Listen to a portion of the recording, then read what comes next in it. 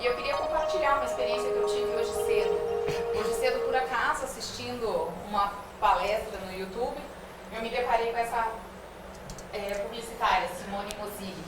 Eu não conhecia o trabalho dela, mas só para vocês entenderem, ela era publicitária, trabalhava para grandes empresas, Disney, Apple, e fazia trabalho voluntário em hospitais oncológicos de pediatria. Até que um dia ela teve ela tinha um cisto no ovário, ela entrou para uma cirurgia de 40 minutos, a hora que ela acordou 10 horas depois na UTI. Ela só perguntou para a enfermeira, é câncer? A enfermeira falou que era. E aí, de voluntária, ela passou a paciente. Chegou um momento que ela foi careca, continuou fazendo seu trabalho voluntário, as crianças viraram e falaram assim, você raspou o cabelo por nossa causa? Aí ela brincou, não, eu tive um câncer de ovário e eu peguei de vocês. Aí as crianças viraram e falaram assim, a gente já sabe que câncer não pega. E pra que eu estou contando essa história toda?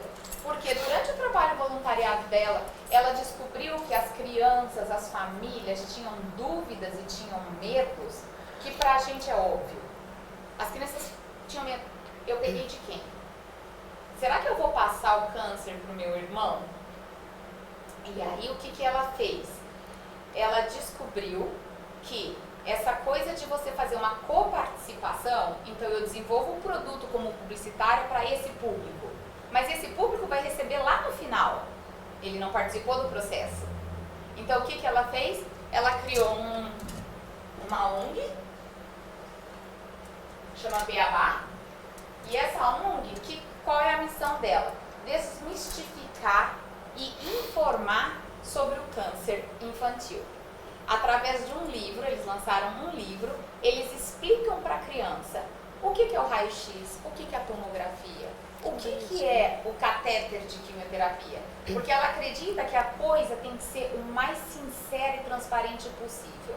Então o pai e a mãe conversam com o médico sobre a doença que a criança tem. A criança não participa, mas ela sabe que está acontecendo alguma coisa. Muitas vezes os pais escolhem, não vamos contar para ele que ele está doente. Olha, você não vai sentir nada. A criança sente dor. E aí a próxima vez ela não acredita mais nos pais, ela não tem em quem confiar. Ou então, esse remedinho é um pouco forte. E cai o cabelo. Aí a criança vai na farmácia, não, esse antibiótico é forte, mãe. Poxa, vai cair meu cabelo de novo? Então, o que ela percebeu? Que a criança precisa de informação até para ela entender melhor o tratamento. Então, hoje ela dá o exemplo, a quimioterapia, ela explica que é uma droga que atua em células que têm uma multiplicação muito rápida. E o câncer tem essa multiplicação muito rápida. E o seu cabelo também tem essa multiplicação rápida, por isso que o cabelo cresce, a gente corta todo mês. Aí uma criança virou e falou para ela, então quando o meu cabelo cair é um bom sinal, porque a droga está fazendo efeito. Então eu acho assim, é uma palestra super bonita, a Simone, ela faz um trabalho muito legal, mas por que eu estou falando isso? Qual é o objetivo do projeto Vamos? O objetivo inicial dele sempre foi conscientizar os pacientes de que o exercício físico faz parte do tratamento. Para isso a gente faz os encontros todo domingo às 8h15 da manhã no Parque Ambiental, onde as pessoas se encontram. É o suficiente? Não, mas é o compromisso. E a outra coisa que eu acho muito bacana, a outra atividade, são as palestras, tá? Então, isso nos mostra que nós aqui em Ponta Grossa, nós estamos no caminho certo. Porque o objetivo das palestras é informar, é esclarecer, é preparar, é dar melhor qualidade de vida para quem está passando, para quem já passou e para a família como um todo. E a gente não quer que a coisa seja do profissional de saúde impondo para vocês palestras. Não. Todas as nossas palestras são baseadas no que a gente ouve e aprende com vocês. Eu tenho uma dúvida sobre isso. Seria legal a gente trazer esse assunto. Então, é como se vocês realmente que estabelecem a pauta para a gente ir atrás dos profissionais, que são palestras interdisciplinares. Mas eu fiquei muito feliz, porque em São Paulo, com uma projeção muito maior, Mas a ideia é a mesma, é que a gente possa informar, a gente possa formar e a gente possa contar com vocês, porque a gente está construindo esse projeto juntos. Então hoje a gente convidou a doutora Graziele, que é nutricionista, porque a gente sempre acha, eu como direito, meu prato é super colorido, entendeu? Será que isso é o suficiente?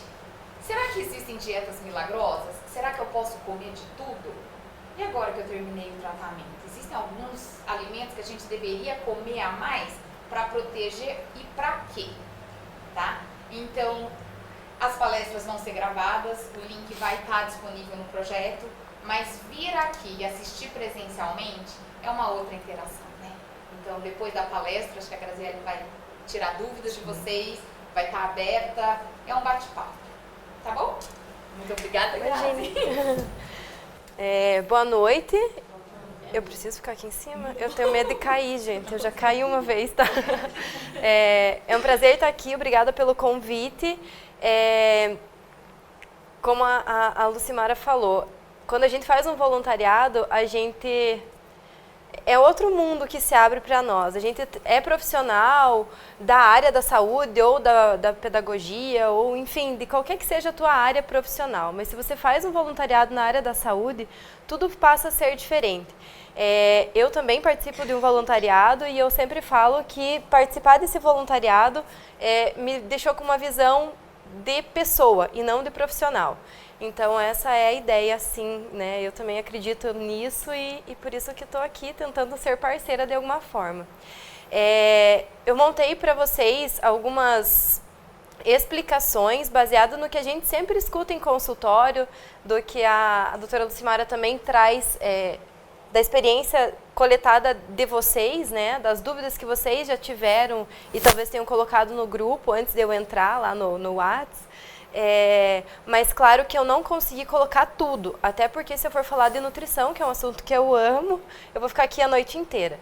Então eu trouxe algumas coisas que eu considero muito, muito, muito importantes e essenciais para qualquer tipo de câncer, tá? Para prevenção, para o cuidado durante o tratamento e para o sobrevivente de câncer também. Então a pergunta, né, se existe uma dieta milagrosa ou alguma coisa que seja milagrosamente o curador do câncer dentro da área da nutrição, tá, gente? Mas antes de eu falar se existe dieta milagrosa, alimento milagroso, eu queria que vocês me contassem, assim, se vocês não quiserem falar, não tem problema. Fizessem a pergunta para vocês mesmos. O que vocês entendem por milagre? Antes de a gente falar de milagrosa, né, dieta milagrosa. O que é um milagre? Eu trouxe o conceito de dicionário, mas todos nós sabemos o que é milagre, é aquilo que a gente não consegue explicar. E para quase todo mundo, quem tem fé em Deus, enfim, qual seja a sua crença, a gente sempre entende o milagre como sendo algo mais espiritual, né? Então, do dicionário, a citação que eu trouxe ali, que é um evento extraordinário, que não tem muita explicação lógica, que a gente não consegue explicar pelas leis naturais, tá? E é bem isso mesmo. O milagre é uma coisa que a lei humana ainda não conseguiu, de alguma maneira, explicar. Por isso que a gente remete muito o milagre à fé. Então, pensando nisso, alimento é uma coisa da natureza e a gente entende alimento, né? Então, não seria tão milagre assim, tá? E o que é dieta? Acho que mulher já sabe bem, né? A grande parte das mulheres já ouviu falar disso, já buscou na internet uma dieta, seja para emagrecer, seja para recuperar de uma anemia, seja para melhorar do colesterol. Então, dieta sempre nos remete àquilo que é limitado. É por isso que se vocês jogarem a palavra dieta no Google, todas as imagens que vocês vão ver tem uma fitinha enrolada na comida. Esses dias eu estava comentando com a Taine, que é a outra nutricionista que trabalha lá na clínica com a gente, oncológica também, por que todos os alimentos estão enrolados numa fita? Por favor, né, gente? Que falta de capricho, que falta de higiene. A mesma fita que mede o corpo e está enrolada na comida, não é bem assim. Mas significa um padrão de medida, né? Então, quando a gente fala de dieta, as pessoas já sabem que vai ter alguma restrição, alguma limitação. Por isso que eu imagino, né, não sou publicitária, mas imagino eu que eles acabam colocando balança, fita, justamente para ter essa noção, para dar essa noção para a população. Mas dieta é uma palavra que tem origem grega e também há boatos que tem a origem latina, do latim também. E foi uma fusão de duas palavras. E significa modo de vida. Não tem nada a ver com comida. Significa modo de vida, padrão de viver, que era o que os gregos tinham. Eles tinham todo um padrão, todo um estilo, todo um modo de viver. E isso eles chamavam de diaita, não sei pronunciar, tá, gente? Não falo grego ainda.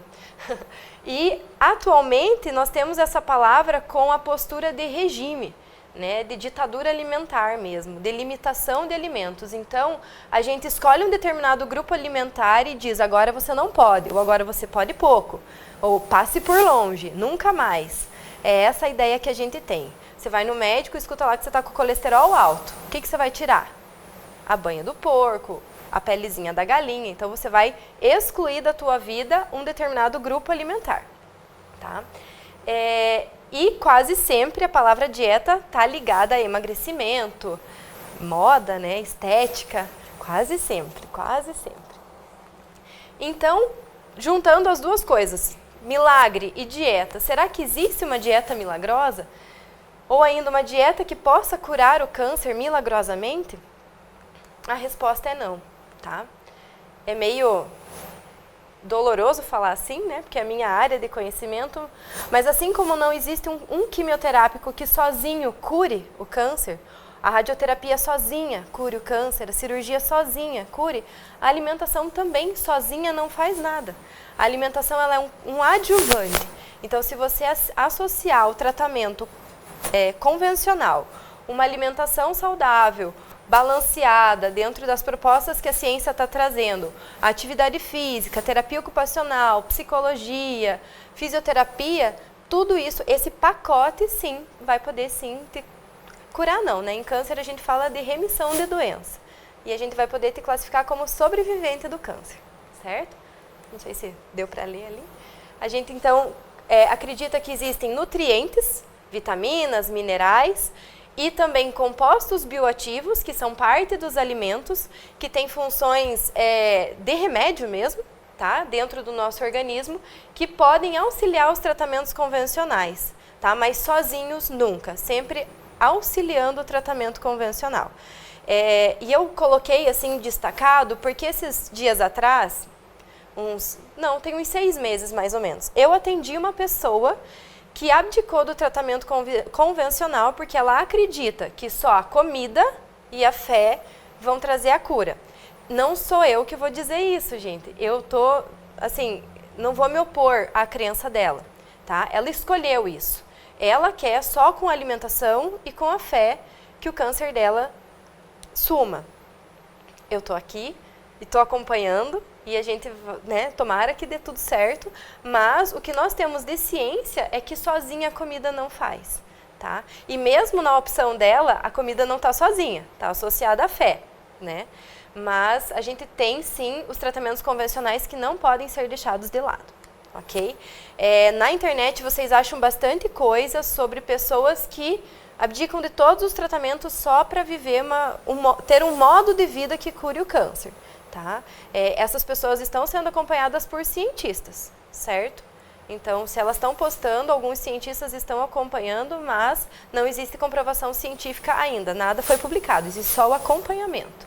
Talvez daqui a uns anos a gente tenha essas respostas. As promessas que a gente tem dentro da nutrição, como possíveis, não milagres, mas que são possivelmente as melhores opções, são essas: a dieta cetogênica, a dieta mediterrânea e a dieta low carb. Vocês já ouviram falar de alguma dessas? Já fizeram alguma delas? Fez a cetogênica, certo. Então eu vou trazer uma por uma só para a gente entender o porquê que elas podem ser promessas, tá? A dieta cetogênica, ela surgiu originalmente para tratar a epilepsia refratária. E quando era aplicada essa dieta, as crianças sim tinham muito menos crises. E os medicamentos começaram a ser diminuídos do tratamento delas, tá? É uma dieta complicada de se fazer, porque é uma dieta com 70% até 75% de lipídios, ou seja, gorduras, 15% a 20% são proteínas nessa dieta e só 5 a 10% dessas calorias que a pessoa tem que comer no dia vem dos carboidratos. Então, baseado na nossa rotina diária, nossa cultura alimentar aqui do Brasil e do Sul, é uma dieta difícil de se fazer, porque nós temos descendência muitas vezes europeia e a gente gosta muito de massa, né, de carboidrato. Então, é bem difícil a adesão dos pacientes. Em epilepsia é espetacular o resultado. No entanto, é uma dieta que a gente tem que colocar o paciente com acompanhamento psicológico, porque os pais, quando é criança, né, os pais se sentem muito carrascos na vida da criança por estar tirando determinados grupos alimentares dessa fase, né, que é uma fase tão alegre, cheia de pirulito, chocolate, festinha de aniversário. Então os pais se sentem muito culpados e a criança precisa de um acompanhamento psicológico. Quando é um adulto, da mesma maneira. É bem difícil que a pessoa tenha aderência a esse tipo de dieta justamente pela privação de vários grupos alimentares. Por que a dieta cetogênica é pensada para o tratamento do câncer? Nós sabemos que a maior parte das células de câncer, ela tem uma via de reprodução, de replicação celular baseada na glicose, que é o açúcar. E nós sabemos que quando a gente come carboidrato, esse carboidrato dentro de nós se transforma em açúcar. Então, imagina-se que, se eu privar o paciente do consumo de carboidrato e de frutas, porque a fruta também tem frutose, que é um carboidrato, eu vou oferecer menos açúcar para o câncer e o câncer vai morrer de fome. Tá? Não bem assim, existem várias vias que isso tudo acontece, mas, por exemplo, quando eu dou muita gordura, a minha produção de energia ela acaba gerando bastante corpo cetônico, tá? E o corpo cetônico, o tumor ainda não sabe usar para sobreviver. Então, nesse sentido, seria uma dieta mais anti-inflamatória e favoreceria a morte celular. No entanto, a literatura científica não nos dá liberdade para prescrição, assim, às tortas e direitas, tá? Por quê? Em alguns estudos que foram feitos, ela se mostrou segura, porém não eficiente para reduzir o tamanho do tumor. A gente sabe que ela teve uma eficiência boa em glioblastoma, que é um tumor cerebral. Nesse tipo de câncer específico, teve uma boa resposta. Só que todos os estudos, todos não, mas 80% dos estudos são com modelos animais. São feitos com animaizinhos e não em seres humanos. A gente tem uma publicação de 2018, que é um relato de caso de um paciente que está há 9 meses usando uma dieta cetogênica e sim teve redução do tamanho do tumor. É um glioblastoma também. Só que esse paciente está internado, então não tem o que ele escolher. A nutricionista do hospital e o médico mandam e ele obedece. E todos os dias são feitos exames laboratoriais e com uma periodicidade mais regular os exames de imagem para acompanhar o tamanho do tumor. Tá? Então, na prática, ainda a gente não tem tanto estudo publicado. A gente tem estudo sim, mas com animais. Então, a gente não tem essa segurança. Certo? A gente também tem alguns estudos populacionais com mulheres que tiveram câncer de útero e ovário e que o uso da dieta cetogênica por 6, 8 e 10 semanas reduziu o desejo que elas tinham por comer. Quem fez tratamento para esse tipo de câncer sabe que a medicação acaba aumentando um pouquinho o apetite e quase sempre as pacientes ganham peso. Quase sempre, não todas ganham, algumas ganham 1, 2 quilos, mas a grande maioria ganha mais que 7 quilos durante o tratamento. Então, a mulher pode ter uma redução do desejo por comer, ela preserva a massa muscular e ela também teve um nível de gordura corporal e gordura visceral reduzido com o uso dessa dieta. Mas também, eu li 2 estudos populacionais que fizeram com 15 e 20 mulheres. Também é um N de indivíduos muito pequeno ainda, tá? Então, são possíveis promessas para a gente, mas para o futuro, tá? Não estou mandando vocês saírem daqui e fazer isso, só estou trazendo o que vocês vão encontrar na internet. A aplicação na prática, então, a gente só vai usar depois de responder algumas perguntas. Então, qual que é o diagnóstico do paciente? Tem mutação desse câncer, né? O paciente já perdeu peso até aqui? O paciente, em quantos meses e quantos quilos ele perdeu? Ele tem um risco nutricional, ele tem um risco de desnutrir? Então, a gente precisa responder essas perguntas antes de aplicar qualquer tipo de plano alimentar. A possibilidade de suplementar os nutrientes e os fitoquímicos, os compostos bioativos, e é em nível hospitalar ou ambulatorial, porque aquele relato de caso é em nível hospitalar, então a gente está tendo sucesso. Mas, quando eu estava lendo o relato de caso, a suplementação que eles fazem de micronutrientes, né, vitaminas, minerais e fitoquímicos, eu copiei tudo, as proporções, e pedi um orçamento numa farmácia de manipulação, em torno de R$950 por mês. Então, tem possibilidade disso financeiro também? Porque não é só fazer uma cetogênica, a gente tem que suplementar o que vai faltar. A pessoa não vai comer fruta, a pessoa não vai comer algumas hortaliças, então vai faltar, a gente precisa suplementar. Então tem que pôr tudo isso na ponta do lápis ali no teu questionário para ver se posso ou não usar com o paciente. Outro tipo de plano alimentar que está sendo bastante utilizado, e não só na oncologia, mas em várias áreas, é a low carb. Vocês sabem o que é, né? Já leram, sabem mais ou menos? A low carb é uma dieta com baixo carboidrato. Diferente do que a maioria das pessoas está postando no Instagram, no Facebook, não é dieta zero carb, é dieta com pouco carboidrato, e não zero. Tá?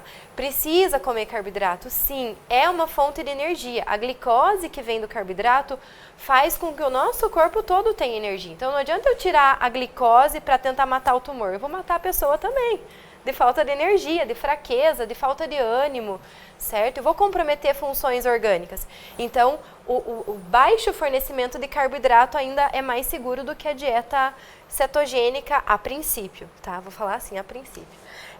Então, 40% das calorias são provenientes dos carboidratos, 25% mais ou menos das proteínas e o restante de lipídios, gorduras, tá? A gente prioriza dos carboidratos os que tenham baixa carga glicêmica, ou seja, aqueles que têm um índice glicêmico médio ou baixo, para também não fazer pico de glicose, e não é só por conta da alimentação do tumor, a glicose, mas a gente sabe que quanto mais carboidrato eu ofereço e quanto maior a carga glicêmica esse paciente tem na dieta, mais liberação de insulina ele tem. E a liberação de insulina prejudica toda o ciclo dos quimioterápicos ali no organismo, e também favorece a replicação das células ruins, né, células neoplásicas, certo? Por que a gente pensa ela para o câncer? Pelo mesmo motivo da cetogênica, só que um pouco mais leve do que a cetogênica. Vai fornecer baixa glicose, pouca secreção de insulina e a flexibilidade dos grupos alimentares. Então, ela é um plano alimentar, uma dieta mais parecido com o que a gente está acostumado a fazer. Tem hortaliças, tem frutas, tem carnes, tem, para quem pode, tem o leite, tem manteiga, tem um azeite de oliva, assim por diante. Tá? Mas vai ter bem menos, claro, as massas. Os carboidratos que a gente vai usar vai ser mandioca, batata, o inhame, cará, mandioquinha salsa, o próprio arroz, aveia. Vão ser esses os carboidratos, tá? E não sonho, macarrão, panqueca, nhoque, como é que chama? Calça rasgada lá da padaria, né? Além de tudo no açucarzinho ali, né? Branco, para ajudar bem. Então, não são esses carboidratos. Eu brinco assim que são os carboidratos de Deus, os da natureza, não os que o homem fez o favor de inventar, né? A aplicação na prática, ela também depende de uma avaliação criteriosa do nutricionista, tá? Ela depende também de uma boa orientação, então não adianta eu falar, faça low carb. Porque a pessoa vai entrar na internet e ela vai ver que pode comer mais proteínas e mais gorduras, que é o que acontece também na cetogênica. Aí, o que vocês pensam quando eu falo mais consumo de gordura? Vão me dizer que vocês não pensaram em bacon. Certeza que pensaram. Certeza que pensaram naquela manteiguinha assim no pão, na chapa. Certeza, né? Foi isso? Não foi? Foi, é assim mesmo. Quando eu falo assim, tem que comer mais proteína, o que vocês pensam? Churrasco.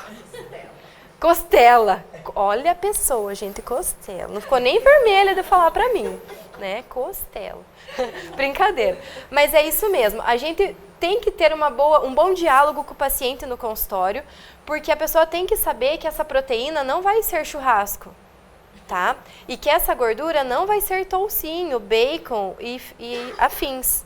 Tá? Essa gordura vai ser um TCM, essa gordura vai ser do azeite de oliva, vai ser de um peixe gordo de mar, tá? Agora eu falei bem paranaense, mar, né? E essa proteína vai ser das leguminosas, do feijão, da lentilha, do grão de bico, da soja, pode sim, em alguns casos a gente pode usar soja, vai ser da carne, mas a carne mais magra. E depois vocês vão ver quantos gramas por dia ou por semana vocês vão poder usar, tá? Mas então a gente tem que ter essa orientação. Leites, queijos e iogurtes também são proteínas, mas vocês vão ver mais pra frente que não é sempre que eu posso usar isso como fonte proteica, tá bom? E não é para todo mundo. Ela tem um custo melhor do que a cetogênica, porque depende menos de suplementação, tá? Então a aderência do paciente é melhor por conta de tudo isso. E aí vem a nossa querida xodó de todas as nutris do planeta, que é a dieta mediterrânea. Bendito o povo que reuniu todas essas preferências alimentares ali, né? Então a dieta mediterrânea, ela também, né? Claro, a low carb nasceu dela, tá, gente? Mas a dieta mediterrânea, ela é para várias doenças a melhor opção. E para prevenção de várias doenças também. Vocês também devem ter visto em programas de televisão, internet, enfim, muita gente falando desse tipo de dieta, tá? Na verdade, é uma dieta, porque é um modo de viver, né? Lá no Mediterrâneo, então, eles adotam um modo de vida diferenciado. Não é só o que eles comem, mas é como eles vivem, que faz com que eles tenham mais saúde. Então, não adianta a gente só fazer Ctrl+C, Ctrl+V do cardápio deles. A gente também tem que fazer Ctrl+C, Ctrl+V do modo como eles vivem. Do sentar-se à mesa, da boa conversa com os amigos, de um passeio no fim de tarde com a família, com os animais de estimação, de um passeio de bicicleta, de um bom sono. Então, todo esse modo de viver é que a gente tem feito cópia para tentar prevenir, para usar durante o tratamento e com os sobreviventes de câncer, tá? Então, essa aqui é a pirâmide, acho que, não sei se alguém já tinha visto em algum lugar, a pirâmide do Mediterrâneo. Então, pode ver que a base da pirâmide, ela é bem mais larga, porque é aquilo que tem que sustentar, tá? Por isso que a pirâmide, ela tem esse formato e a gente optou por ela para ensinar sobre os alimentos. Então, a base dela é larga para sustentar tudo que vem para cima. Então, na base da pirâmide, a gente tem ali um casal dançando, uma família fazendo refeição juntos, à mesa, não um na TV, o outro na mesa, o outro jogado no sofá, o outro cutucando o Facebook, Instagram, tá? As crianças jogando bola, o casalzinho passeando de braços dados. Então, ali é o modo de viver. Isso é a base da dieta do Mediterrâneo, do modo de viver do Mediterrâneo. E aí, em cima disso, a alimentação. Então, a alimentação deles é baseada... Se eu clicar aqui, aparece? Aqui, ó. É baseada em alimentos frescos, então muitas frutas, muitos vegetais, hortaliças folhosas, hortaliças coloridas, grãos integrais, então aqui tem uma broa bem parecida com o que a minha nona fazia, azeitona, o trigo inteiro, não só a farinha de trigo, mas o trigo inteiro, aveia, a gente tem nozes, castanhas, a uva, bendita uva lá da Europa, né? As folhas escuras, como eu falei para vocês, o azeite, o abacate, as frutas cítricas, o romã, aqui a gente tem alguns temperos. Então, depois do estilo de viver, são esses os alimentos que são priorizados nesse tipo de dieta, e é exatamente isso que a gente orienta os pacientes, que querem prevenir, que estão tratando e que já são sobreviventes. Porém, de todos esses grupos, existem fases do tratamento que nem tudo isso aqui vocês vão conseguir consumir, né? Por exemplo, a batata doce, ela é gostosa, mas se você tiver com dificuldade de mastigação, você só vai conseguir comer ela cozidinha. A assada já vai ficar mais difícil, porque ela fica mais farinhenta, tá? Uva, dependendo do tipo de doença, eu não consigo fornecer uva, não consigo fornecer laranja, porque se tem feridinha na boca, vai arder. Então, não são proibidos, mas são evitados naquele período. Em algumas orientações, principalmente da parte de enfermagem, diz assim, você vai fazer químio, então pare de comer fruta cítrica. Não é assim, pare. Eu sempre digo, experimente. Se tá dando tudo certo, continue. Uma fruta cítrica por dia. Mas se você tem uma feridinha, a mucosite, que a gente chama, na boca, e for chupar uma laranja, comer um abacaxi, um maracujá, vai incomodar, vai causar dor. E tudo que a gente não quer é que vocês tenham um trauma de algum alimento. Tá? Porque vocês vão passar disso. Vocês vão passar de fase, igual videogame. Né? Eu nunca joguei, mas acho que é assim. Passa de fase. Minha mãe nunca me deu videogame, gente. Sou traumatizada. Né? Mas eu via meus primos jogando.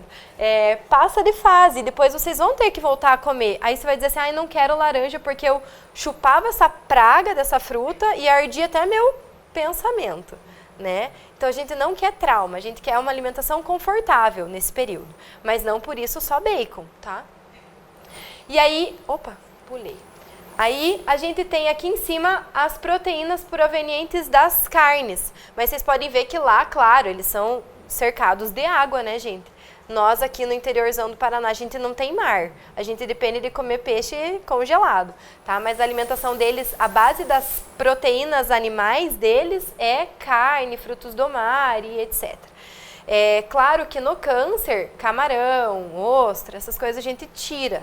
Tá? Por conta da xantina, a tinta que eles têm, pode fazer algumas reações alérgicas.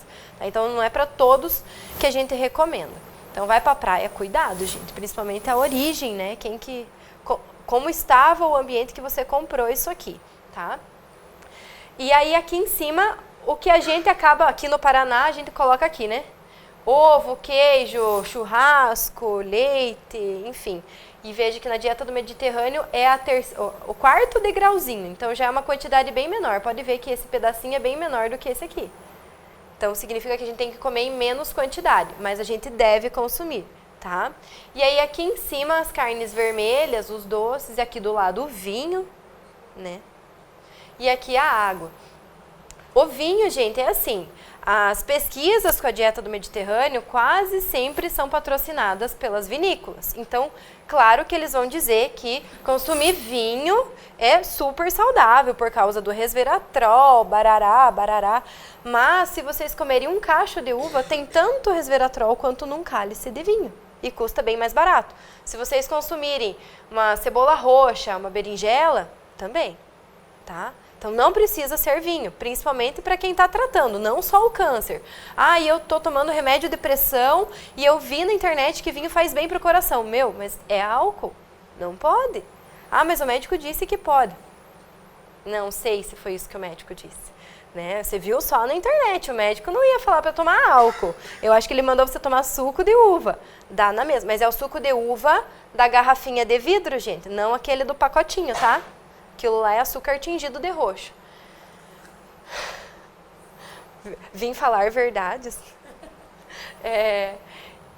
Então, a dieta do Mediterrâneo, ela é baseada em alimentos frescos, in natura, tem bastante azeite de oliva, cereais integrais, como eu falei, tem queijo, tem leite, tem ovos, inclui os hábitos de vida e de atividade física, como eu estava falando, e essa aqui é ela na vida real, né? Então, ela é bem possível de ser feita, tá? Ela é linda, ela é muito colorida.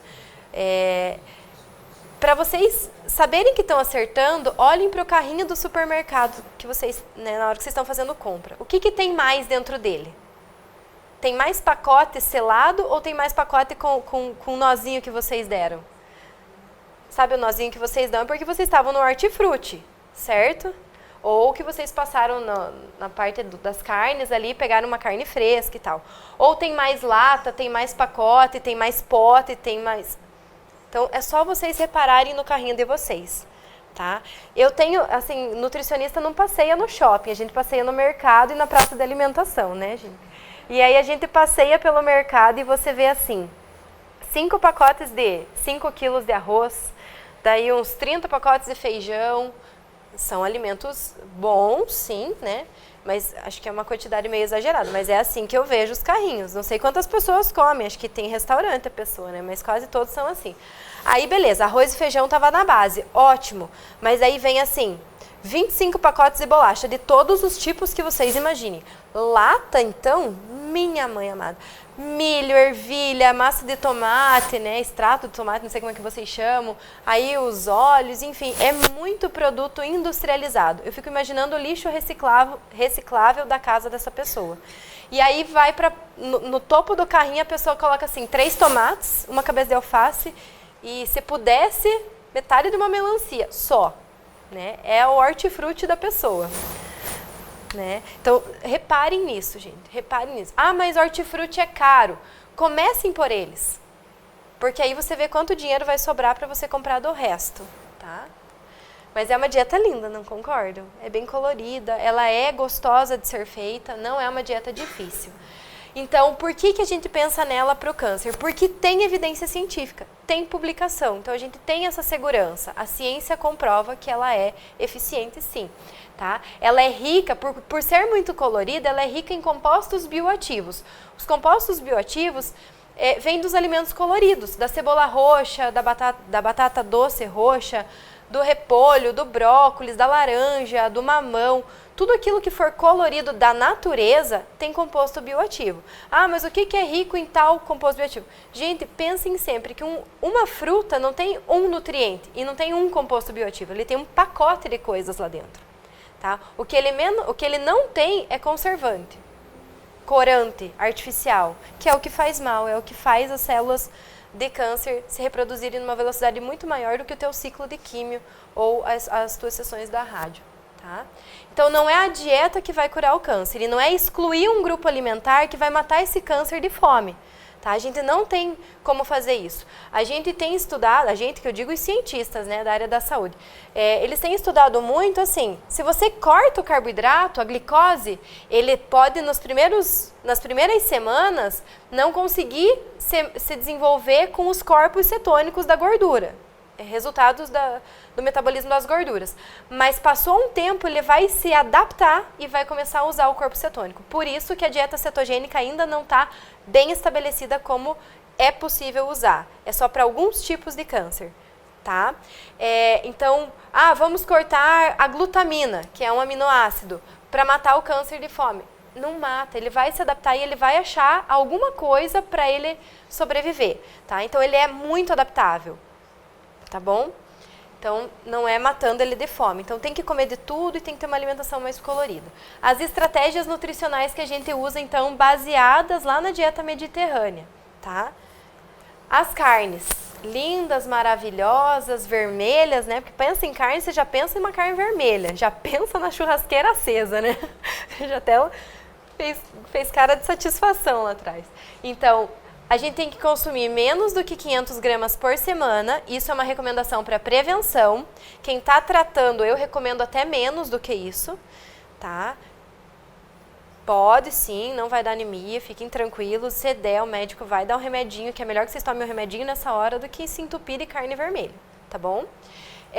As vermelhas, então, devem ser menos do que 300 gramas por semana.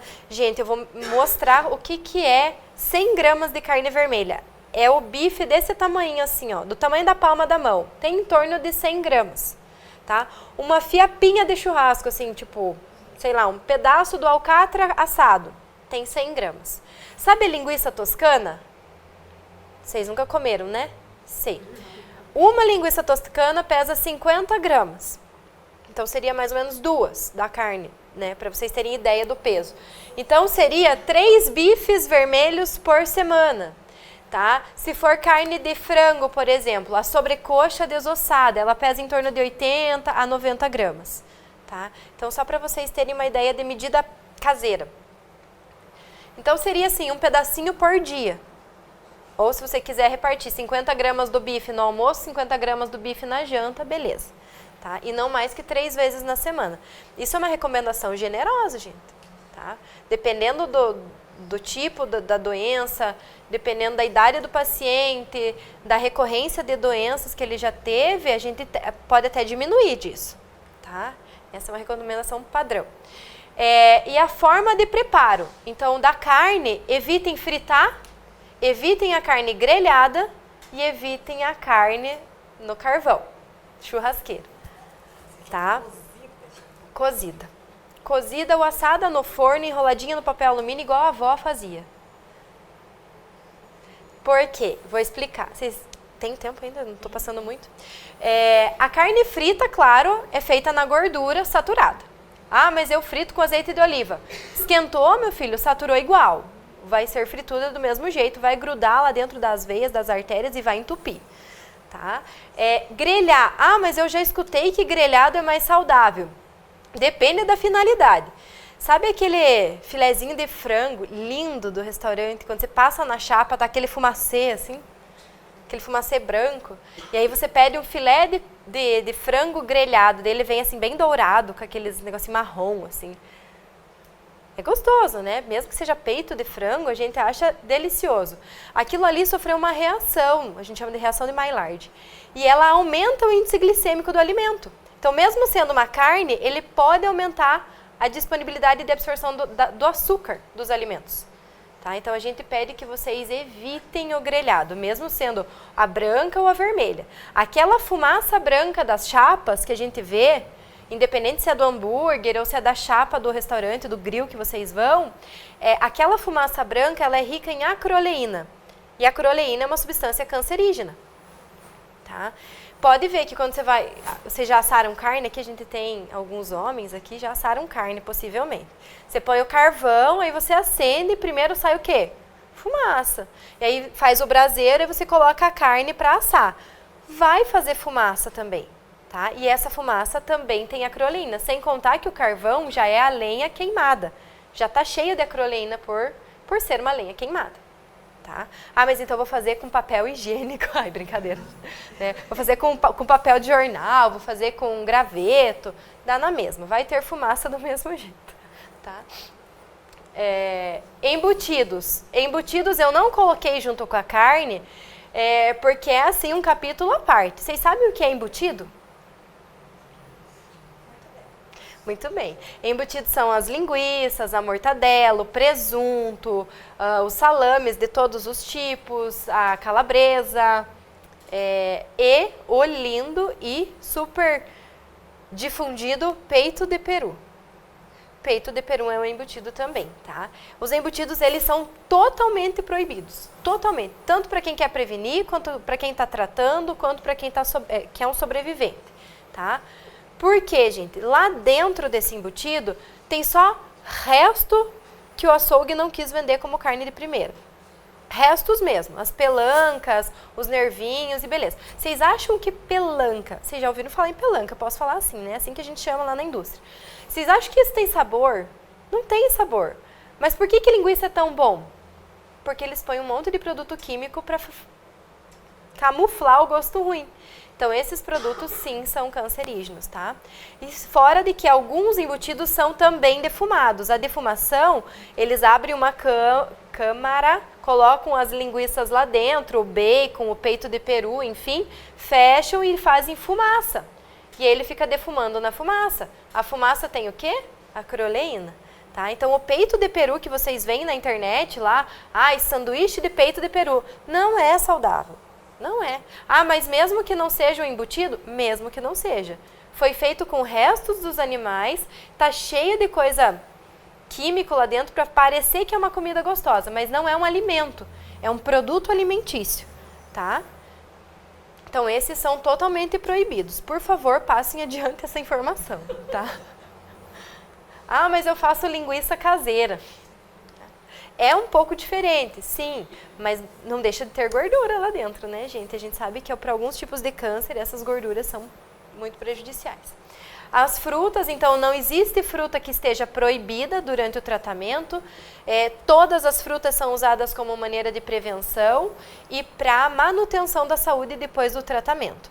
O que acontece é que durante o tratamento, algumas frutas a gente pede que vocês evitem por aquilo que eu já estava falando. Tá com uma ferida na boca, tá com dificuldade de mastigação, alguns tratamentos fazem com que os dentes caiam, então algumas frutas mais duras ou com casca a pessoa não consegue comer, então a gente pede que processe essa fruta de uma outra forma, cozida, liquidificada, em forma de vitamina. Evitem as cítricas durante o tempo de feridas na boca, tá? Mas não são proibidas. Deem ênfase a essas daqui que eu coloquei. As frutas de cores vermelha, roxa e as frutas cítricas, tá? Nas frutas cítricas nossas aqui, a gente sempre pensa na laranja, no milho, na poncã, na mexerica, tá? Mas a manga é uma fruta cítrica, a maçã é uma fruta cítrica, a cerola, pitanga. Às vezes a gente tem essa arvorezinha em casa e perde essas frutas, tá? Então, usem essas frutas cítricas também, tá? Aí agora a grande questão que todo mundo me pergunta lá no consultório. O que vocês acham? Adoçante, mel ou açúcar? Vamos fazer votação. Nossa, o povo está dividido hoje. Gosto disso. O que é melhor durante o tratamento ou até para prevenção? Adoçante, açúcar ou mel? Nenhum, mel.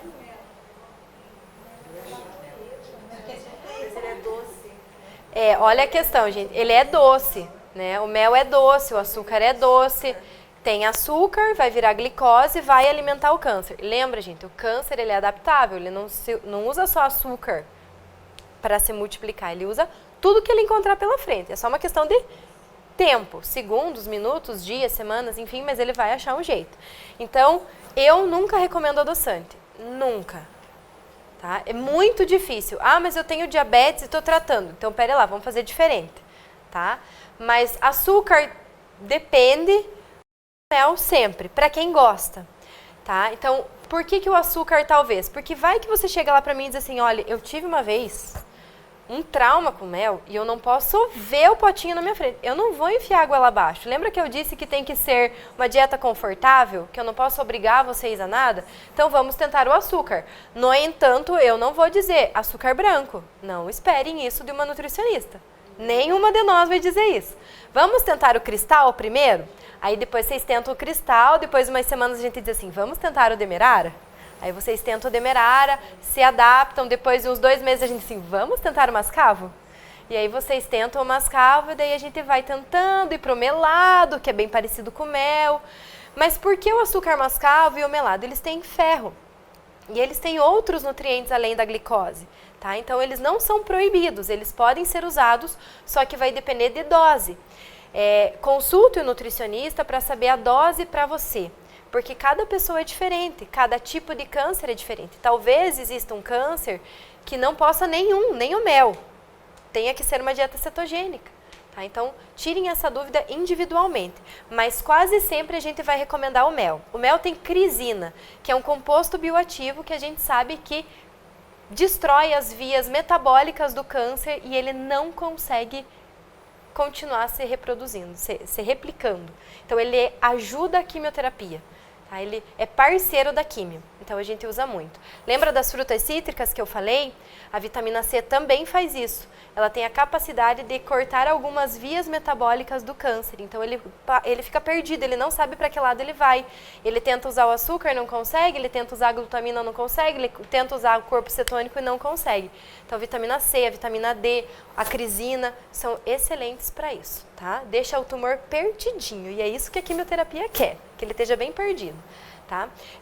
O adoçante, por que eu quase nunca recomendo o adoçante? O adoçante, ele, por natureza, ele já deixa a boca um pouco mais seca. Tem alguém aqui que é diabético? A senhora. A senhora usa adoçante? Não. Tá, então não serve para o meu exemplo. Mas assim, eu atendo muitos diabéticos de anos e que usam adoçante. E dizia assim, eu tenho a boca seca, mas o médico disse que é da doença. Na verdade, não é da doença, é do adoçante. O adoçante vai fazendo com que a nossa boca perca a capacidade de salivar. E alguns medicamentos de quimioterapia também fazem isso. Então, já pensou, você está fazendo uso de uma químio, que deixa a boca seca. A gente chama isso de xerostomia. E aí você continua usando o adoçante, a boca daqui a pouco está inteira craquelada. Você não vai conseguir comer nada. Tudo vai sangrar. E aí a gente vai ter que fazer o quê? Alimentação via sonda? Não, então vamos diminuir o uso do adoçante, tentar desmamar do adoçante, tentar passar para alguma outra coisa para ficar mais confortável. Se tem diabetes, a gente faz contagem de carboidratos para não aumentar a glicemia, para não precisar mexer na insulina, tá? O leite. E aí, o que vocês acham? Sim? Não? Talvez? Não gosta? Para mim, não. Eu não gosto. Deixa quieto. O que vocês acham? Podem? Vocês já leram alguma coisa sobre o leite na internet? também tem bastante contrapontos. O que a gente sabe que tem que ser uma dose limitada. Então, sempre tomem cuidado, sempre consultem para ver o teu caso, tá? Se você quer só prevenir, para mulheres não mais que 150 ml de leite por dia. Para homens, 120 ml por dia. Não mais do que isso, porque a gente sabe que 120 ml é uma dose limite. O homem consome mais do que isso por dia, câncer de próstata, quase sempre. Para a mulher, mama, quase sempre. Tá? Então, é uma dose limitada para prevenção. Durante o tratamento ou para sobreviventes, vai depender do diagnóstico. Então, vocês vão ter que consultar com um nutricionista onco para ver o teu diagnóstico e se você pode, quanto você pode por dia. Tá? Quase sempre os queijos e os iogurtes caseiros são permitidos. Agora vocês vão escutar uma recomendação que talvez choque, porque me chocou quando eu fiquei sabendo disso no congresso. Nós não precisamos mais prescrever queijo branco para quem está tratando câncer. A gente já sabe que os queijos curados são melhores do que os brancos. Mas não é para vocês sentarem e comerem a peça inteira, gente. Tá? Limite, sempre limite, tá? Mas o queijo, se você come queijo, você vai ter que reduzir ainda mais os 120 ml? Não, o 120 é o leite. O queijo e o iogurte entram numa conta separada. Para quem gosta, é confortável essa informação. Eu, por exemplo, que gosto de queijo e iogurte, eu adorei saber disso, tá? Mas também tem que ser o caseiro, não é aquele iogurte lindo do mercado. Cheio de adoçante, cheio de corante, tá? Pode ser o kefir? Sim.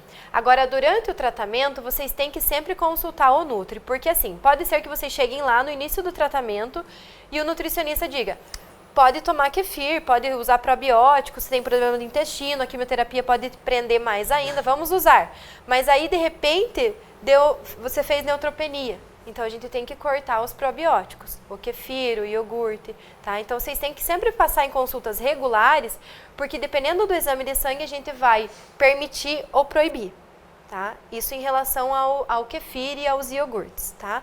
Os queijos, podem ser usados os queijos curados, aquele da Serra Gaúcha, Catarinense, a Serra da Canastra, o Camembert, enfim, tá? Deixa eu tomar água, senão daqui a pouco eu tô sem voz. As hortaliças. Então, também não existe hortaliça proibida.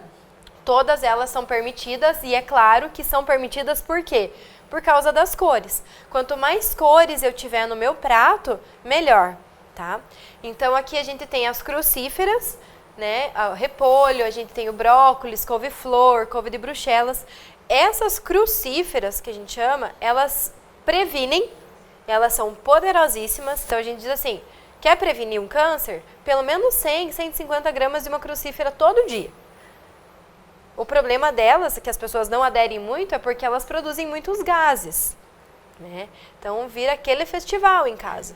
Mas não tem problema, vocês estão prevenindo uma doença grave, gente. Tá? Tô tratando, posso? Pode, dependendo da tua tolerância. Às vezes você gosta do brócolis, mas você não gosta daquele brócolis desmanchando. E aí você gosta dele mais durinho, mas a tua boca está sensível por causa da químio. Então evite por uns dias, até que você consiga comer na textura que você gosta mais. Ah, eu gosto de repolho, mas eu não gosto dele refogado, só gosto dele cru. Então se tá com alguma alteração na boca, espera um pouquinho para daí voltar para ele cru. Tá? Ou testa comer. Ah, nunca gostei do repolho refogado, de repente come agora e gosta. É aquilo que eu falo, experimentem, tá?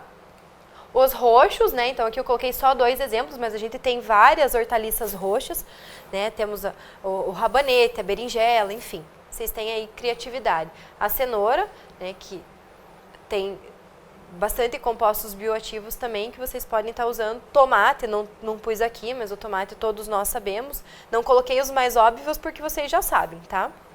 Imagina. É costume de fazer muito grelhado. As hortaliças. Daí entra naquela questão da fumaça.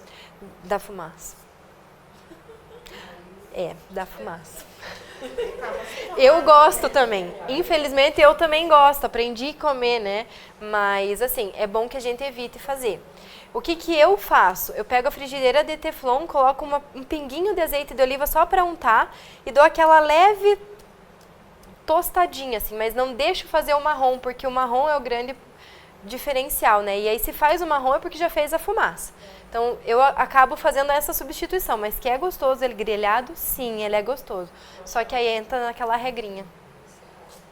É que assim, gente, na parte da gastronomia, tem muitos pratos que são sensacionais e que os nutri estão trazendo para a vida fit, esses pratos da gastronomia, né? O uso da manteiga e tudo. Só que pensando em diabetes, né, que é o caso ali de aumentar o índice glicêmico, pensando em câncer, acaba se tornando mais restritivo mesmo os pratos gourmetizados, infelizmente. O uso das leguminosas, já ouviram falar do uso delas durante o tratamento? Como que deve ser feita, se pode ser feita ou não?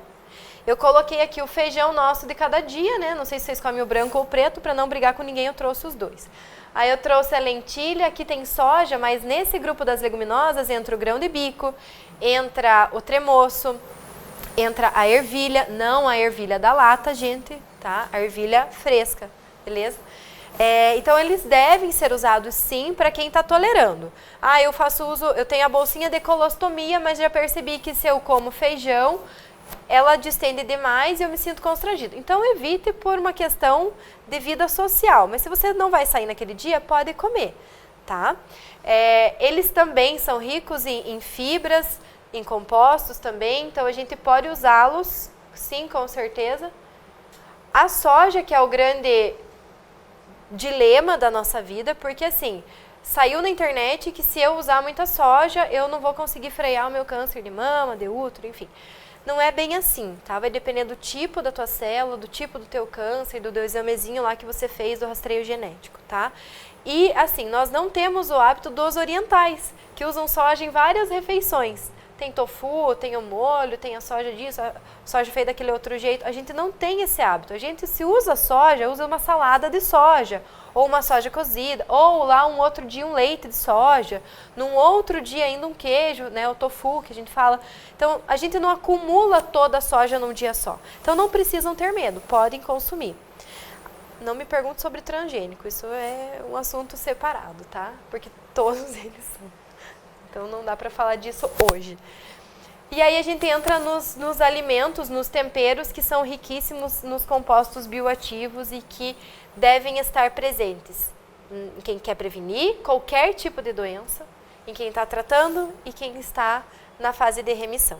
Tá? Então aqui a gente tem o gengibre e o açafrão, que imagino que vocês também já ouviram falar bastante. Eles são hipoglicemiantes, são anti-inflamatórios. A curcumina, ela ajuda o quimioterápico, então ela também dá uma atrapalhada no câncer, ele fica meio perdido, assim, meio tontinho. Nisso a quimio vai lá e dá uma cacetada bem no meio da testa do tumor, né? E é isso que a gente quer. Então podem usar, abusem como tempero, como saborizante de algum refresco na água. Tem pessoas que não conseguem beber água, então vocês podem usar para dar um gostinho na água. O gengibre não pode ser usado em grandes quantidades, tá? Porque ele pode dar dor de estômago, ele pode fazer sangramento, então ele é só, assim, pequenas quantidades, gente. Uma pontinha de colher de café que vocês podem usar, ou uma lasquinha para 1 litro de água, só para dar um gostinho mesmo, ou como tempero de carne, temperos de salada. Ele pode ser usado tanto fresco quanto em pó.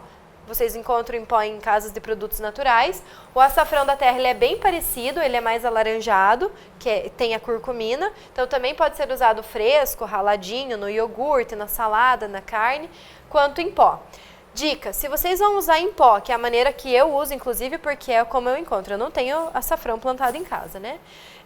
Quando vocês forem adicionar nos pratos quentes, sempre no final da preparação. Ah, eu tô fazendo um arroz, o arroz está quase pronto. Então, tá quase seco, destampa o arroz, dá uma colherada, uma ou 2 colheradas do açafrão por cima do arroz, tampa e desliga o fogo. Se ele ficar muito tempo no calor, ele desnatura, ele perde as propriedades, tá? Então, usem só no final da preparação. Já sabiam disso? Para aquelas pessoas que conseguem tolerar a pimenta ou que estão fazendo o tratamento e estão tolerando alimentos mais picantes, pode adicionar junto aqui pimenta, tá? Qualquer que seja ela, porque a pimenta... Oi? Páprica ainda? Páprica também. A páprica picante pode, mas a pimenta seria melhor. E a páprica defumada não. A páprica defumada não. Hã? A páprica doce. A páprica doce é mais para dar a cor, mas não vai potencializar. Tem também.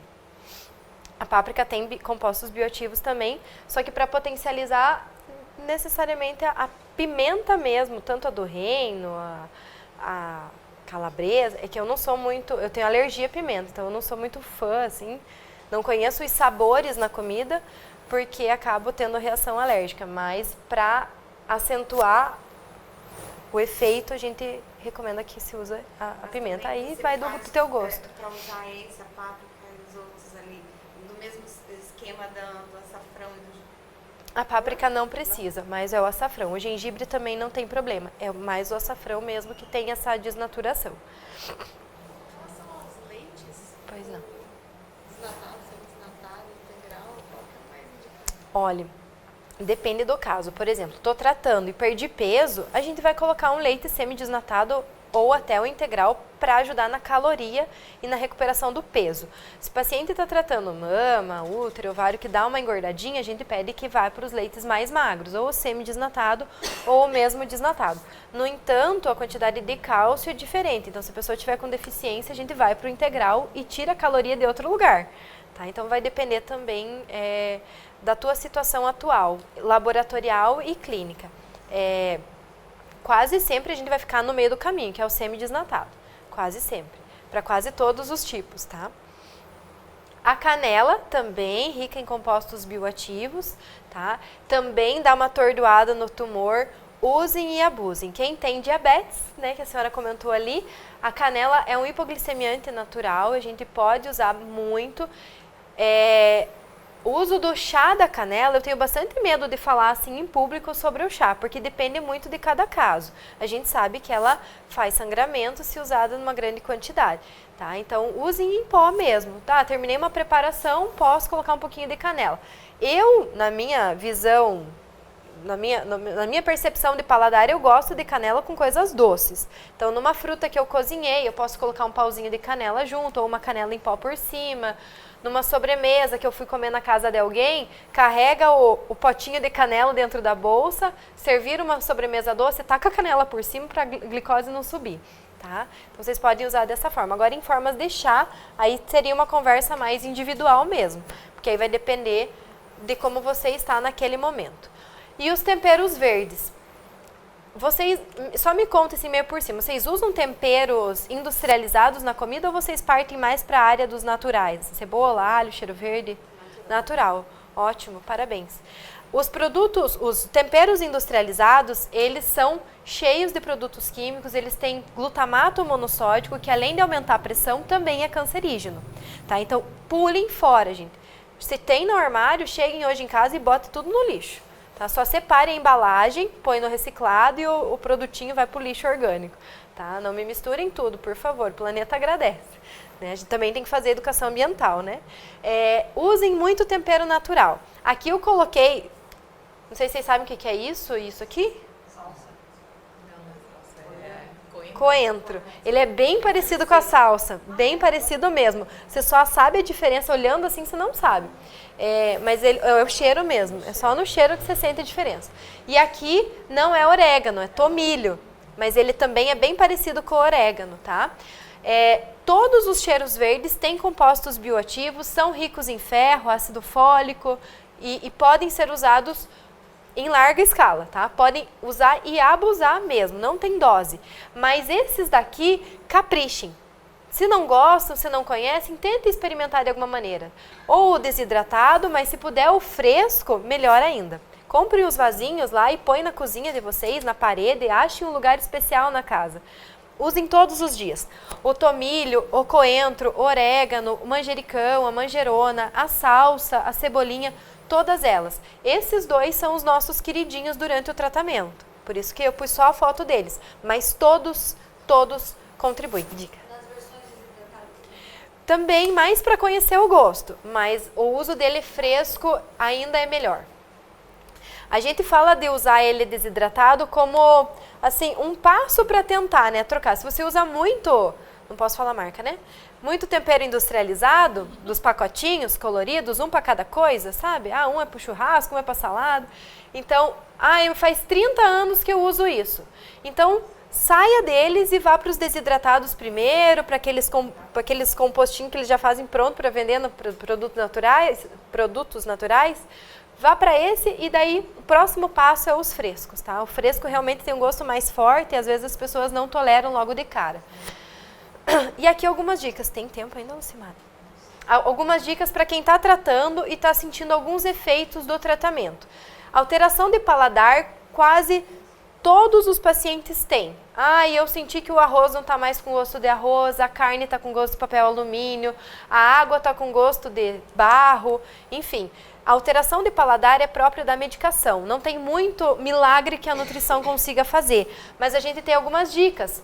Para a água, por exemplo, saborizar com paus de canela ou com pedaço de gengibre, como eu falei agora há pouco, com cravo, na maçã, né? Vocês podem temperar a maçã com esses produtinhos. Vocês podem usar limão também como tempero nas carnes, tempero na salada, temperar a água com limão para melhorar a percepção dos sabores. A pimenta também pode ser usada, dependendo da adaptação da pessoa, né? Então ali tá os temperos picantes, só são contraindicados nos casos das feridinhas na boca, que é a mucosite.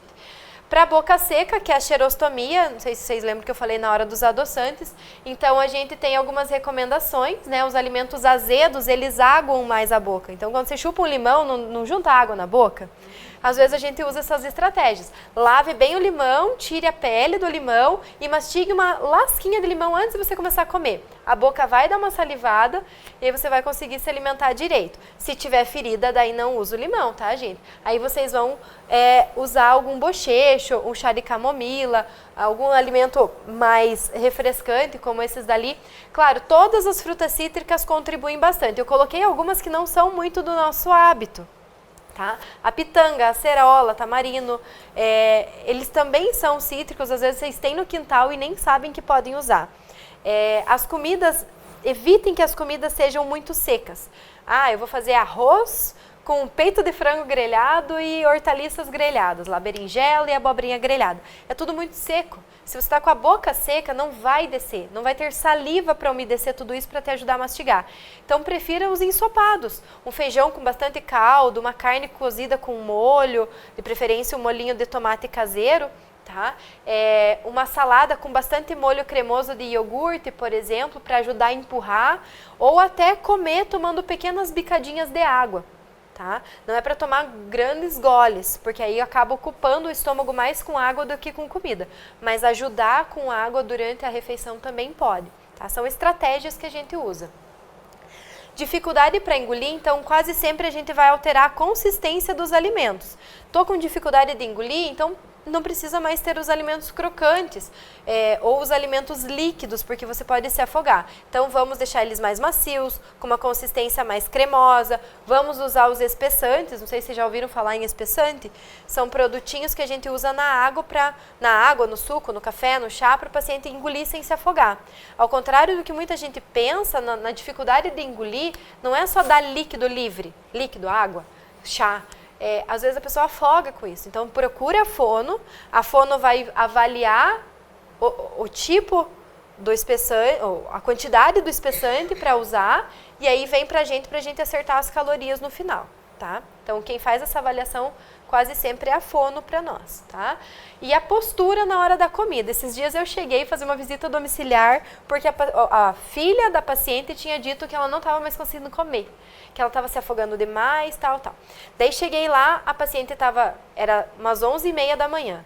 Eles estavam dando sopa, amassadinha no garfo, como eu tinha falado, a fono tinha orientado, só que a paciente tossia demais. Lá fora eu escutei a paciente tossindo. Quando eu entrei, a coitadinha da paciente estava deitada, tipo assim, levemente, a cabeça muito pouco inclinada. Tinha uns 3 travesseiros só e ela tentando comer daquele jeito. Então, às vezes, é uma questão de postura. É preciso sentar o paciente, tem que sentar. Uma coisa que eu bato bastante lá na sala, na consulta, você está indo para a mesa comer com a tua família? A socialização ajuda até você comer melhor. Ah, mas eu tenho cansaço, no dia seguinte da quimio eu não consigo levantar da cama. Mas pelo menos nesse horário, faça um esforço. Ou sente na cama mesmo, mas sente, se posicione sentado. Isso vai favorecer na hora de deglutir. Talvez não seja o caso de um espessante, como a gente achou que fosse.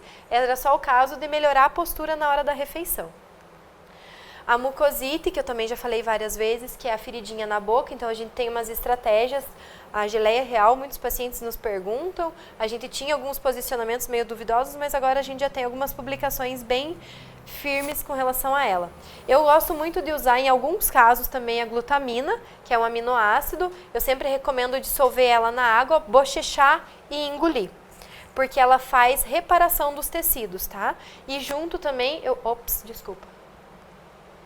gosto bastante do própolis, dependendo do caso também, quase sempre tem que avaliar se a pessoa vai conseguir usar um extrato seco, ou um extrato aquoso, ou um alcoólico. Eu acabo sempre indo para o aquoso ou para o tabletinho mesmo.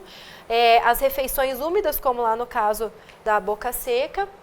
Evitar os alimentos crocantes, assim como na boca seca, eles estão bastante relacionados, tá? E os alimentos ácidos, por aquilo que eu falei, o que a gente não quer é traumatizar vocês. Os ácidos cicatrizam, a laranja cicatriza a ferida, só que causa dor. É como se vocês estivessem com um corte na mão e derramassem limão em cima. Vai arder, vai traumatizar. Então a gente não quer que vocês traumatizem com os alimentos nesse momento. O chazinho de camomila frio, então vocês podem fazer um chá de camomila usando uma colher de sopa da florzinha desidratada, derrama 300 ml de água fervente em cima, abafa por 10 minutos, depois coa esse chá, espere esfriar e faz bochecho com esse chazinho. 4 ou 5 vezes por dia. Lembrou? Vai lá e bochecha. E se quiser engolir, também pode engolir. Assim como a glutamina, o chazinho de camomila vai cicatrizando por dentro, tá? Que geralmente a mucosite não é só na boca, às vezes tem no estômago e no intestino também. Tá? Alterações do intestino, então isso aqui a gente escuta bastante. A gente faz uso de fibras, quase sempre associado a um iogurte, um kefir ou até o probiótico manipulado, se for o caso. Tá? Eles são muito usados, os probióticos, no entanto, a gente precisa avaliar semana após semana. Nem todas as semanas o paciente pode usar, porque vai depender dos exames laboratoriais dele. Os prebióticos, que são as fibras, a aveia, as hortaliças, são sempre seguros e a gente pode usar sempre, tá? E a hidratação, que é bem importante, no caso, se tiver com diarreia, vai ter que se hidratar para repor. E se tiver com o intestino preso, também tem que tomar bastante água para as fezes ficarem mais macias e poderem ser eliminadas, tá? Bem, eu sei que eu falo bastante, gente. Mas e aquela história de alimento ou dieta que pode curar o câncer? Existe milagre ou não? O que vocês pensam agora, depois de tudo isso? Eu penso assim, lembra lá no começo que é aquilo que a lei natural não consegue explicar? Tá? Mas eu penso da seguinte forma também.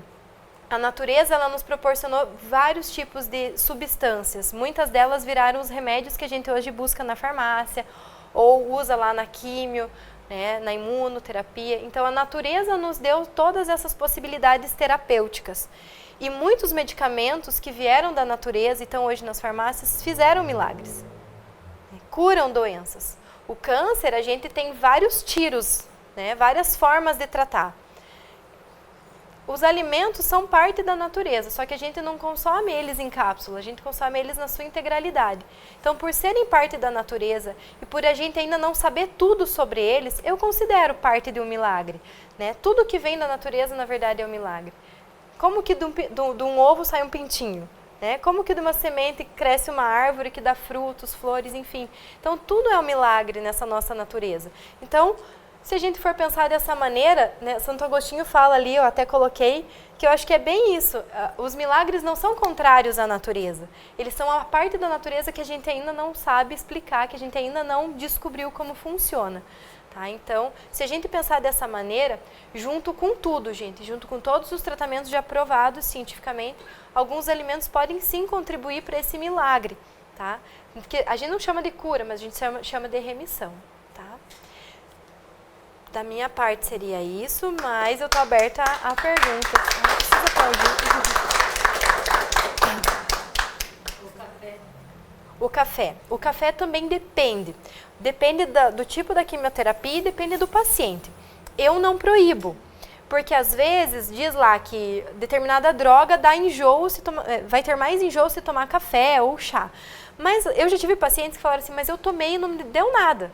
Então eu sempre falo assim, experimente um pouquinho. Se não der enjoo, se não vomitar, pode continuar, mas com uma dose menor. Agora, se só o cheiro do café te enjoa, nem experimente tomar, porque vai voltar tudo. Então, o café quase sempre é por conta dos enjoos que a gente pede que vocês evitem, mas vale a pena a experiência, né? Eu sempre falo para os pacientes, experimentem, porque vai que não dá nada. De bioativo e nada Ele de tem ruim. bioativos, mas não se estuda tanto ele no combate, né? Porque justamente as drogas fazem com que a pessoa tenha muitos efeitos colaterais. Os efeitos colaterais das drogas sejam potencializados pelo café, pelo chamate. Então, por isso que a recomendação principal é evitar. Eu já não digo evite, eu digo teste, mas não prejudica o tratamento. Agora sim, gente, depende também da quantidade de café, porque eu já atendi pacientes que tomam 3 litros de café por dia. Aí sim, aí é demais. Até porque não era café puro, era café com açúcar e leite. Então, nesse caso, é bem prejudicial.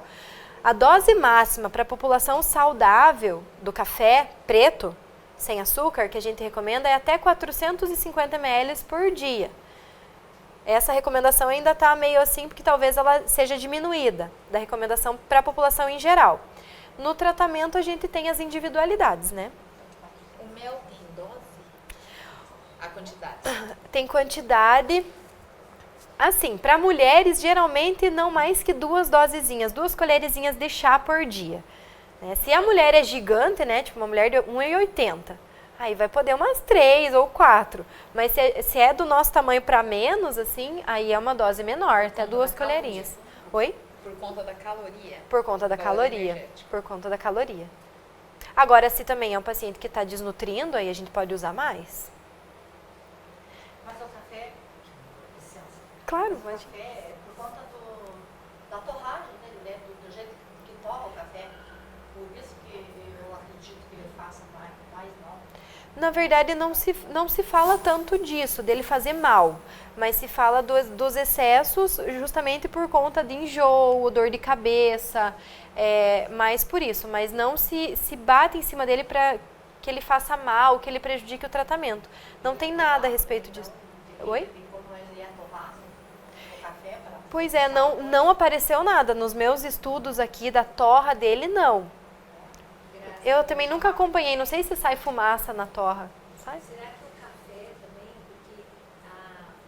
porque o paciente que faz a quimioterapia, ele não pode comer nada muito quente. Sim. E o cafezinho morno é muito ruim. A mucosite piora muito. Aham.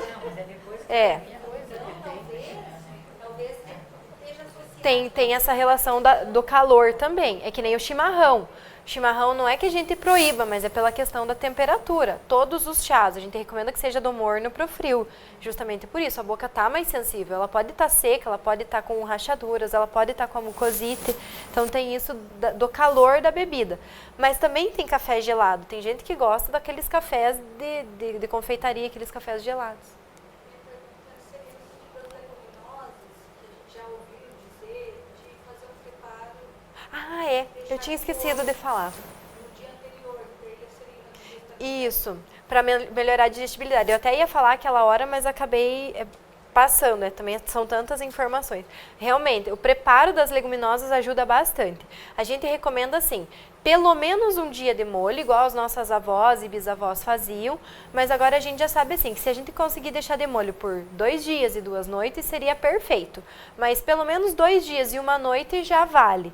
E ele melhora bastante, tanto a digestibilidade e o aproveitamento dos nutrientes, quanto a questão de gases. Então, se alguém consome ou deixou de consumir pela perturbação intestinal, vamos dizer assim, pode tentar dessa maneira. Funciona para a grande maioria. Algumas pessoas, mesmo deixando de molho, ainda assim continua sendo prejudicial nesse sentido. 2 dias com troca de água? Com troca de água. 2 dias se coloca água e vai trocando água pelo menos a cada 4 horas. O feijão, se for o feijão preto, ele vai ficar mais clarinho, bem mais clarinho, tá, gente? Mas não tem problema. A gente ali tá só perdendo um pouquinho de fósforo e tal, mas é isso que também vai ajudar na diminuição da produção de gases e também vai melhorar a disponibilidade dos nutrientes que ele tem lá dentro do feijão.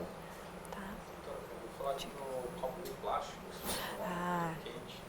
Não só coisa quente. Ele comentou aqui sobre o copo de plástico. Qualquer recipiente plástico, a gente sabe que contamina as bebidas ou os alimentos que estiverem acondicionados dentro deles, tá? Então, a gente hoje recomenda muito o uso do vidro ou da porcelana, né? Das travessas de porcelana, canecas de vidro ou com esse material. O plástico, sim, ele é tóxico. Eu não lembro o nome das substâncias, mas a que a gente mais tem medo é o bisfenol A. É isso que já está sendo retirado dos plásticos que são usados com crianças. Já para a gente tentar criar uma população livre, pelo menos desse contaminante. E ele, sim, é cancerígeno. Muitas pessoas me perguntam se eu esquentar alguma coisa dentro do plástico, no micro-ondas. O micro-ondas em si, lá dentro, não contamina as ondas. Tá? Ele tem toda uma estrutura que não vai deixar contaminar. Mas o fato é do calor, calor, plástico e alimento. Aí sim é o problema. Se vocês puderem evitar o uso de plástico, seria excelente. Só que a gente acaba sendo refém, né, gente? A gente é refém, infelizmente. Agrotóxicos também são outro grande problema. A gente não consegue comer tudo orgânico, não conseguimos mesmo, não temos tantas coisas orgânicas à nossa disposição. E quando tem, os valores são muito altos. E ainda às vezes nem são confiáveis, né? Nem sabemos, né? Existe um selo de orgânico, né? Esse selo sim é confiável. Para o produtor conseguir esse selo é assim uma burocracia gigantesca, são muitas avaliações da propriedade para conseguir o selo do alimento orgânico. Então, os alimentos que vêm com o selo de orgânico, vocês podem depositar toda a confiança de vocês. Porém, para facilitar para alguns produtores, existem algumas regras de comercialização que se o alimento, a hortaliça ou a fruta está sendo comercializada em feiras e o produtor disser que é orgânico, não precisa ter o selo para provar.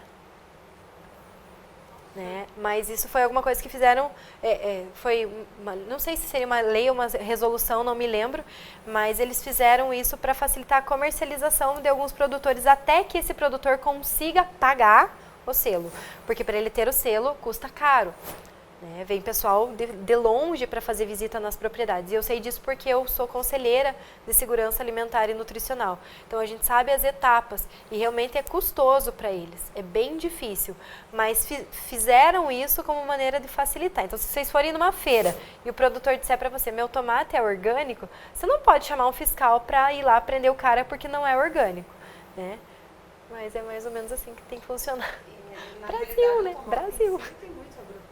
Nossa, o gosto do tomate que a gente planta em casa. Alguém tem tomate plantado em casa, no vaso?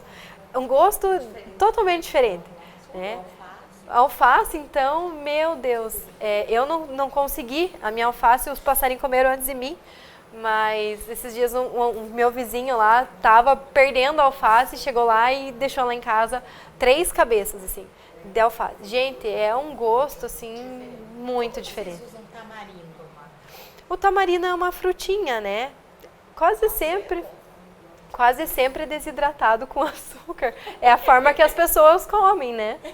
É que nem o cupuaçu, né? Que nem o cupuaçu. A maioria das pessoas não conhece. Eu conheci porque eu fui pra lá. Azedo, gente, sai água até do fio de cabelo da gente. Mas assim, no final é gostoso.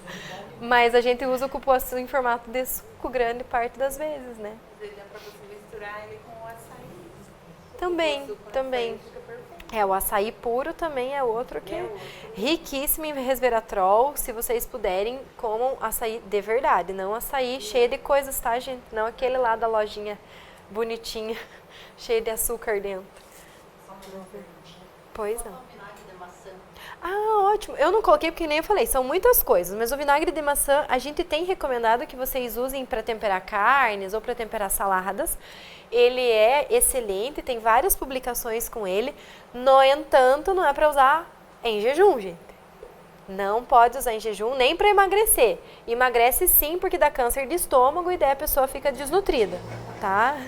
Eu falo isso nas palestras que eu dou por causa de obesidade.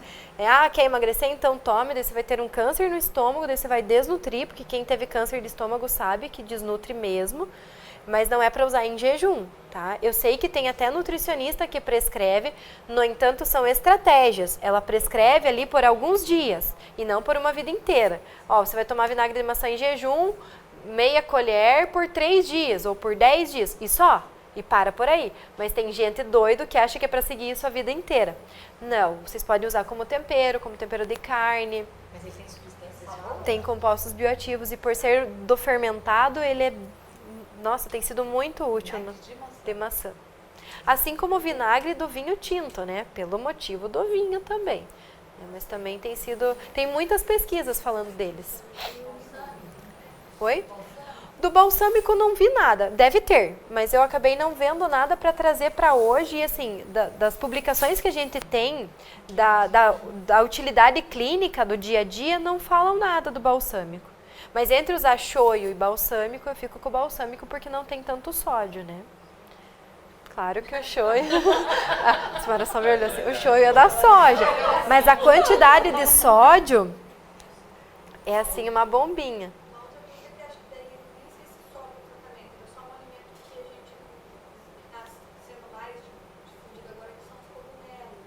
Também é uma fonte de proteína. Pode sim, o do sol, shiitake, shimeji, falei certo, né? Cogumelo Paris, os cogumelos são uma fonte de proteína que podem ser usados, tá? Mas eles também têm carboidrato, eles são ricos em fibras, tá, gente? Então, eles também podem ser usados na alimentação com toda certeza. Assim como os ovos, eu também não pus do ovo, mas também é um super aliado.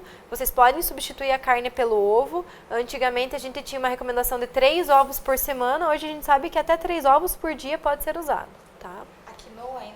A quinoa entra como... Ele é as duas coisas, ele é tanto carboidrato quanto proteína. Então, ele é um complemento da nossa dieta padrão, bastante utilizado e bastante prescrito hoje em dia. Porque aí a pessoa não consegue comer a carne, porque alguns quimioterápicos deixam a carne com gosto muito ruim. A gente bota a quinoa. E a chia? A chia pode ser usada, a chia e a linhaça é assim, a gente usa...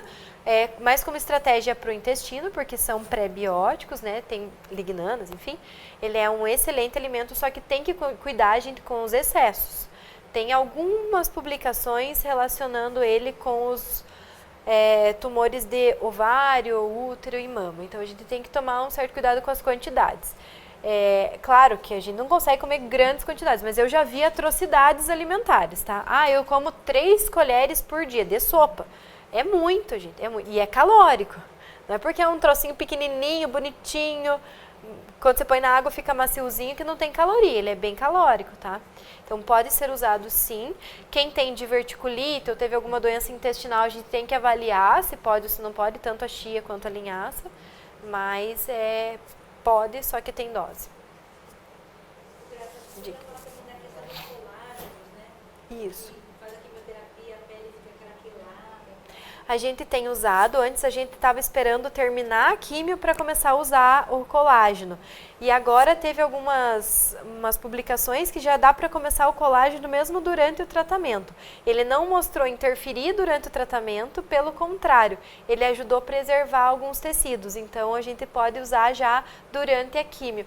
Eu tinha muito assim receio porque as pesquisas que eu tinha visto era só no pós-tratamento. Né? E agora a gente já sabe que durante a gente pode usar também. Colágeno suplemento? Suplemento de envelopinho. O de cápsula, gente, é mais para as articulações, tá? E aí é o ortopedista ou o nutri que faz essa recomendação. Mas o colágeno, de maneira geral, aquele de envelopinho. O comprado a granel não tem tanta efetividade assim. O que a gente recomenda são os colágenos com associação de vitaminas e minerais, que aí a gente sabe que tem uma absorção melhor e você vai usar no lugar certo o colágeno, tá? Gelatina não substitui o colágeno. O ômega 3 também pode ser usado, a gente faz as recomendações, só que o ômega 3 eu até pensei, assim, porque é uma tentação, né? Quem fala de dieta com composto bioativo, mediterrâneo, tem que falar de ômega 3. Só que para cada tipo de câncer é uma dose diferente. Aí eu ia gerar assim bastante confusão entre vocês. Mas sim, pode ser usado, e aí se vocês consultam, o nutri de vocês ou o próprio médico vai saber as doses, porque o ômega 3 ele se divide em algumas frações. As principais é o DHA, o EPA e o outro que a gente usa com menos frequência. Então o EPA e o DHA ele pode variar as quantidades dependendo do tipo do tumor. Aí não é aquele ômega 3 que você chega na farmácia e compra o primeiro ou da promoção. Tem que ser o específico até manipulado. Mas pode sim. Excelente. Você falou do colágeno em pozinho, né? A gente conheceu na Espanha, tipo, agora minha mãe está com câncer, e a gente está com informações do colágeno em Nara. A gente está repassando agora e está trazendo aqui para Ponta Grossa. Legal. Se alguém quiser mais informação, pode passar sem compromisso. Joia. Ele é combinado com, ele é associado a vitaminas e minerais. Ele tem sabor, né? Alguns sabores eu sei que tem uma concentração de carboidrato, então até uma vez eu mandei pedindo o descritivo de qual que era a fonte do carboidrato, mas eu não tive a resposta. Até se vocês tiverem o material técnico mesmo, porque assim, o carboidrato pode ser de vários tipos, né? E se for glicose, açúcar puro, ali a gente acaba não recomendando para alguns tipos. Mas se for um carboidrato com baixo índice glicêmico, não tem problema nenhum. Não, vou te passar. Beleza, ótimo. Bem legal. Então, mas o que vale a gente sempre falar que aquele comprado a granel deixa a desejar, tá? Tem até um canal que a gente tem, que eu vou passar também, que é o corpo médico da empresa. Falando. Ótimo, perfeito. É porque eu mandei no próprio site, né? Puxei lá para falar com o atendente e mandei a mensagem, mas eu nunca tive resposta. Não faz muito tempo, faz acho que uns 3 meses isso. Pode deixar que eu te passar, e se alguém quiser saber mais também. Joia, perfeito. Mais alguma coisa, gente? Eu acho que pela jantada Falei bastante. da hora, porque a gente nunca tá atrasado, é a hora que tá atrasada, né? Desculpa, é que eu falo bastante. Pela jantada da hora, eu acho que pelas dúvidas que surgiram, a gente só tem a agradecer a Grazi, porque é uma assunto que realmente não se esgota, né? Eu acho que fica até aberto. E até a gente não pra tem um todas as próximo respostas, retorno, né? Entendeu? Que eu acho que foi muito interessante para quem pôde vir, para quem pôde se informar.